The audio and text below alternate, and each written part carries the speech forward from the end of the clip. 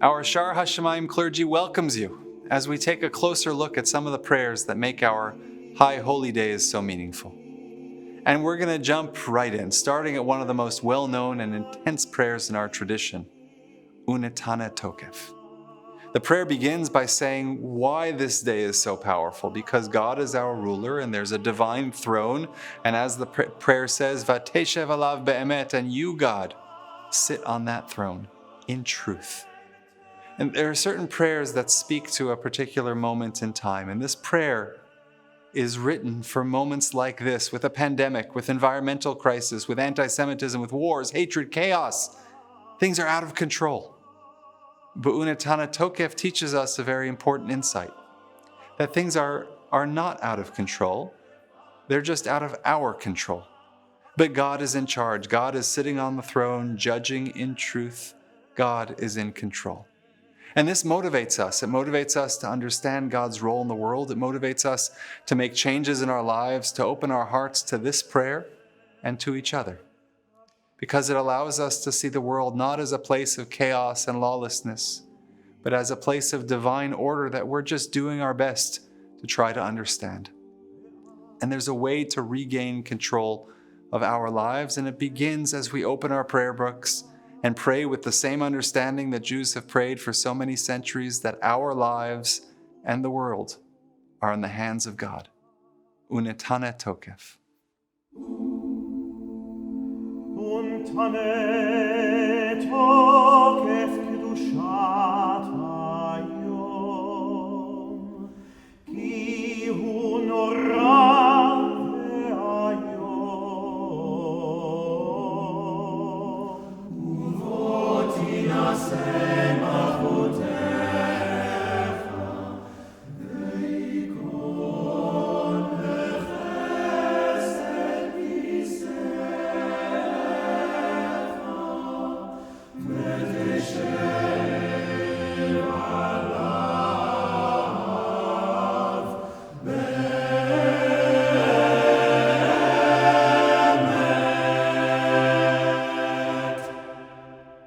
When we recite Unetana Tokef, it's the one time I really feel I'm standing before God alone. Of course, throughout the high holidays, we stand together as a community. We recite the confessional prayers using we language, ashamnu, bagadnu, we have sinned, we have been guilty, we have rebelled, collectively. It's as if we're saying, we're only human, who can blame us? We're all doing it. I can fade into the group. I'm not any worse than she is or he is. But this moment, at Unetana Tokef, this moment calls us to task as individuals. When the Sefer HaZichronot, the book of memories, is opened, Chotam Yad Kol Adam Bo, every human being is represented there, on their own, individually. And although God sees us as a united flock, here God passes each and every sheep beneath the rod, counting and accounting. It's a moment when I cannot hide. I want to blame my surroundings for my mistakes, or blame others for misleading me or not setting me up for success. I might want to blame my family or the circumstances of my birth, or any number of things that would allow me the get-out-of-jail-free card, so to speak, for my mistakes. I want to slip away, not to be held responsible. But with this prayer, I must step up. This is what we are called to do on these holy days. We are to disentangle ourselves from our surroundings and look at ourselves alone. It's a time to drop the excuses, to recognize where we have failed, how we might repair, and how we might truly use our immense power to do more. Emet, ki ata hu dayanu mochiach, ve'yodea va'ed, ve'choten ve'sofer u'moneh.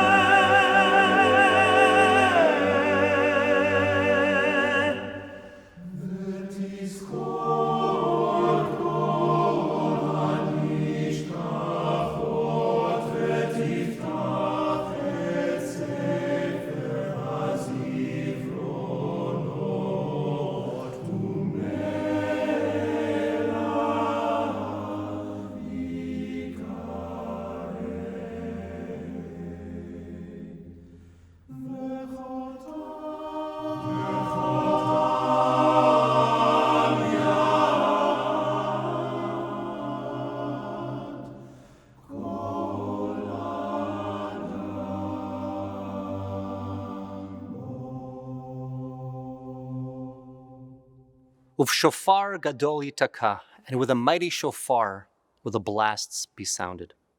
For me, this particular passage has personal connotations as I am the one who blows the shofar during the high holidays. Early in my career, I blew the large shofar in Rosh Hashanah and Yom Kippur, one of these 2-foot-long ram's horns. It's majestic and awe-inspiring. But majesty and inspiration can take many forms. One day around Rosh Hashanah, when my youngest son Nathaniel was in grade 1, he returned from school glowing. And I can tell that he wanted to share something very important with me. And out of his bag, he pulled out a small, rough, and unpolished shofar.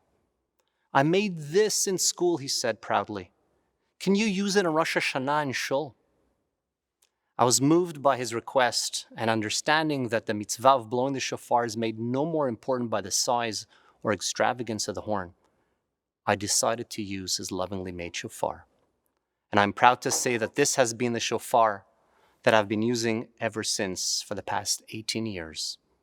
A small shofar with a mighty roar.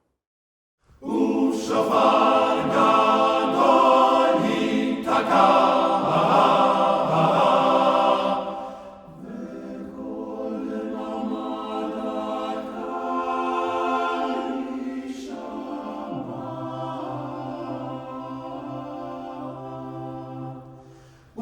Malachim yechafezu, v'chilu rada yochezu, ve'yomeru, hineh yom hadin.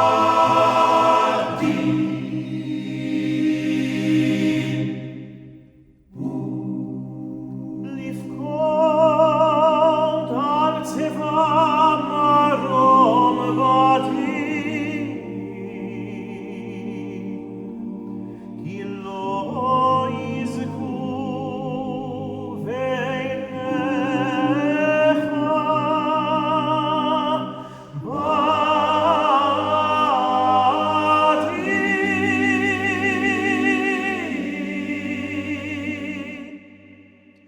The imagery of the text of Unetana Tokef is just brilliant, affording the composers and subsequently the cantors and choirs numerous dramatic opportunities to bring these words to life. We've had trumpet calls, voices loud and soft, and now we have the image of the flock of humanity passing under the watchful eye of God the shepherd, each of us being counted, each of us having a decree meted out on this day of judgment. The pastoral section that begins with Kivak Harat ro'eh dro is among the most haunting melodies of our High Holy Day repertoire.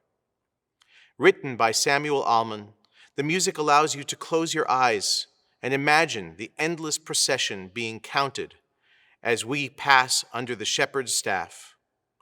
My breath is always taken away at the words Tachat Shivto when the choir's background chords stop, and somewhat abruptly the congregation's sound takes over, singing the lead along with me. Perhaps it's even a nod to the intention of the text. Yes, God is in charge, but we are not passive in the process. We strive to do better, to be better, to improve our own lot and that of those around us. Only then do we avert the severity of the divine decree.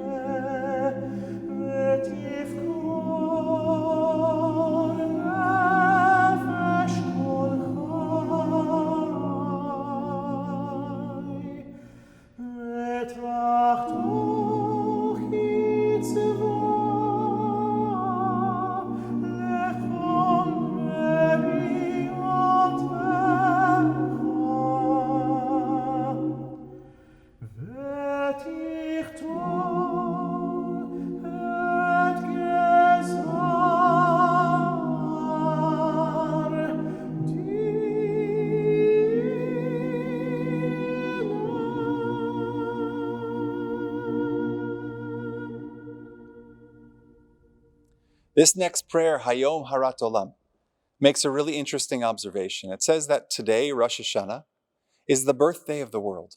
And it begs the question, why does the world need a birthday? Why do any of us celebrate birthdays at all? And on the one hand, birthdays are the ultimate celebration of our existence. If my birth didn't happen, of course, I wouldn't be here. And it's worth celebrating because we take so often something as obvious as our existence for granted. Our birth was the result of a particular set of circumstances that easily could never have happened. And it's the same thing for the world. It didn't have to be this way.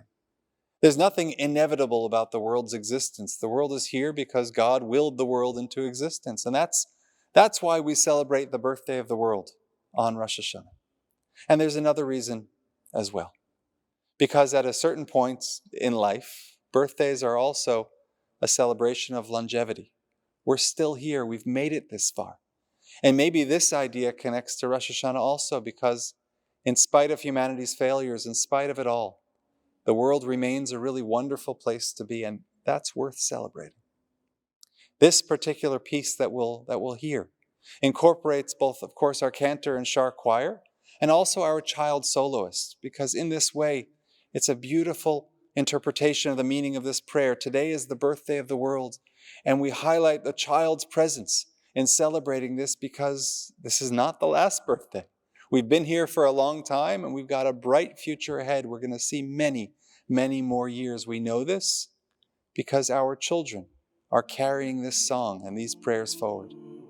Hayom Harat Olam. Today is the birthday of the world. Hayom Harat Olam, Hayom Yamid Bamishpat, Kol Yetzurei Olamim, Im Kevanim, Im Kavadim, Im Kevanim Rachamenu Kerachem Aval Banim, Ve'im Kavadim Einenu Lecha Teluyot, Ad Shetchonenu V'totzicha Mishpatenu Hayom Kadosh. For most of my childhood years, the synagogue I attended wasn't really a synagogue, it was a minyan, a group that met in the basement of a school. It had all the trappings of a synagogue, of course, and these were brought out of storage closets every Shabbat and holiday. Folding chairs, a movable mechitza, a holy ark, a podium or two, some tables for sitting around during the service and others for the kiddush. My mother and I always sat close to the mechitza, closest to the shliach tzibur who would lead the congregation with heartfelt melodies, easy to sing along to. And everyone did sing, humming, swaying, engaged in everything that was going on. This was a small community of like-minded individuals, dedicated to prayer and kindness, inclusive of anyone who came in the door. As a teenager, the days of Rosh Hashanah and Yom Kippur were long for me, but I stayed inside the shul next to my mother the entire time. As the service grew to a close, my energy would start to wane. Especially on Yom Kippur, I remember putting my head down on the table where we sat, listening to the tunes, letting the melodies wash over me. No matter how many hours passed by, whenever we came to Kaddish Shalem, to this final Kaddish, the room immediately became electric. In the context of all the solemn and somber tunes, the desperate prayers for the new year, we would reach this Kaddish, and it was a sign that we had come to the end of the service, and we somehow felt new. We felt reborn, ready to face the new year. That tune brought everyone to life. Yitkadal ve'yitkada shemei Rabba, Amen. And people would be on their feet, bouncing, banging on the tables, singing at full voice. It was in these moments that I understood that prayer doesn't always need to be so serious. It can be fun, playful even. It can provide the full range of human emotions. We would reach the end of it with a dramatic flair. Oh, se shalom bimromav. And we knew that we had done it. Whatever we needed our prayers to do, we knew that we had achieved it. Of course, at the end of Rosh Hashanah, nobody knows what kind of year awaits them. But in the process of articulating what we hope to create for ourselves this year, it brought us confidence that God would help us get there. During this Kaddish, in the minyan of my adolescence, we suddenly felt light. We felt complete. We felt ready to march forth into whatever the year ahead might bring.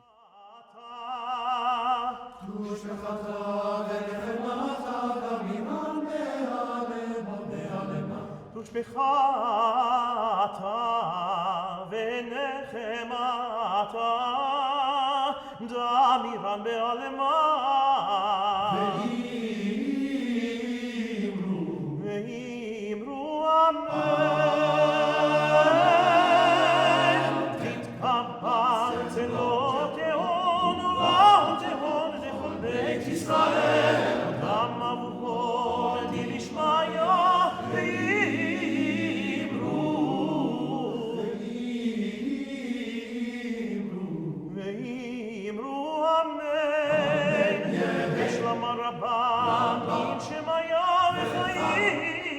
Malay